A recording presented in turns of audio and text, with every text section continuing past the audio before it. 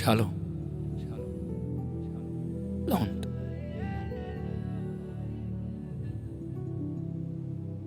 Injalo ke loo nto.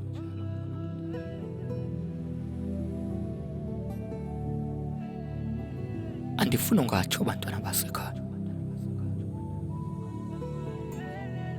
Selirhuqelwa edakeni nje igama likandikhoyo. Unobangela ngabo bathi bayamlandela. Bafikile ke abantwana babantu. Inhliziyo zabo zilimele. Becela imithandazo.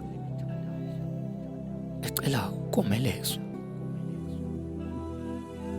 Sabatshilela ke isibhalo esithi xelelanani isiphoso senu, nithandazelane ukuze niphiliswe. Benza njalo ke bahlambulula. Bathi bengekaqini naselukholweni,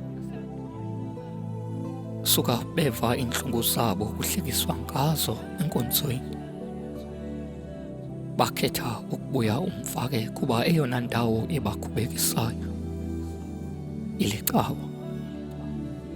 Khange baqonde ukuba inhlebentwano iyaphila naphakathi enkonzweni. Kenina Nibagxeka ngelithini. Bathe abazali babanye bengamalungu apheleleyo ebandla, suka badinga inkonzo zokubangcwaba, kuba le ebeyibize yakhe ithi usemva esincwadini.